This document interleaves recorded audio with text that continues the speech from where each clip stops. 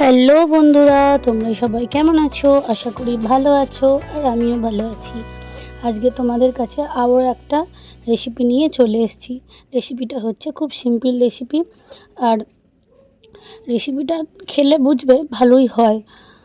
চলো তাহলে রেসিপিটা শুরু করা যাক। রেসিপিটা টাইটেল দেখে বুঝতেই পারছো, রেসিপিটার নাম হলো মশালা ভেন্ডি।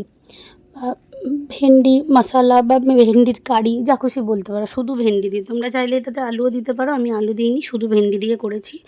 চলো তাহলে প্রসেসটা দেখে নাও।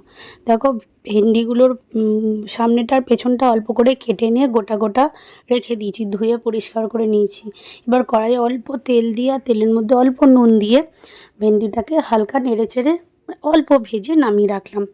এবার ওই কড়াইতে আরেকটু সর্ষের তেল গরম করে নিচ্ছি, অল্প করেই দিচ্ছি। আমি এটা খুব অল্প তেলে করেছি, তোমরা চাইলে আর একটু তেলটা বাড়াতে পারো। এবার তাতে তেজপাতা আর 5 ফোড়ন দিয়ে দিচ্ছি।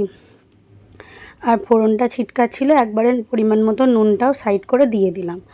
এবার আর কিছুই নয়, এবার বাটা মশলা দিয়ে দিচ্ছি। এখানে আমি শিলে পেঁয়াজ, আদা, রসুন বেটে রেখেছিলাম, আর লঙ্কা কুচিয়ে নিয়েছিলাম, সেটা দিয়ে দিলাম। পেঁয়াজটা খুব বেশি মিহি করে বাটিনি, আধ বাটা করে বেটে রেখেছিলাম, দিয়ে সেটা দিয়ে দিলাম। দেখো, এটা একটু ভেজে নিয়ে এবার এর মধ্যে টমেটো কুচি দিয়ে দিচ্ছি। টমেটো কুচিটা হালকা নেড়ে নিয়ে এর মধ্যে নুনটা তো দেওয়াই ছিল, হলুদ, লঙ্কার গুঁড়ো, জিরে গুঁড়ো, যেগুলো যা দেয় আর কি মশলার মধ্যে, সেগুলো দিয়েও খুব ভালো করে কষিয়ে নিলাম। এবার হালকা তেল ছেড়ে এলে এর মধ্যে ভেজে রাখা ভেন্ডিগুলোও দিয়ে দিচ্ছি। এবার খুব ভালো করে কষাতে হবে। দেখো, ভেন্ডিগুলো দিয়েও ভালো করে কষিয়ে নিয়ে এবার পরিমাণ মতো জল দিয়ে দিচ্ছি, আর কিছুই না। এবার জলটা দিয়ে ফুটতে দিতে হবে ঢাকা দিয়ে, ভেন্ডিটা সেদ্ধ হওয়া পর্যন্ত। তোমরা চাইলে এটা ঝোলঝোলও রাখতে পারো, বা ঝোলটা একদম শুকিয়ে ওই কারি মতো করে নিতে পারো। আমি একটু ঝোলঝোল রেখেছিলাম, কারণ ভাত দিয়ে খাবো বলে।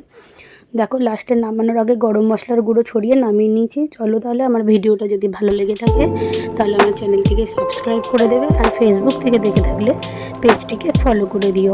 ধন্যবাদ।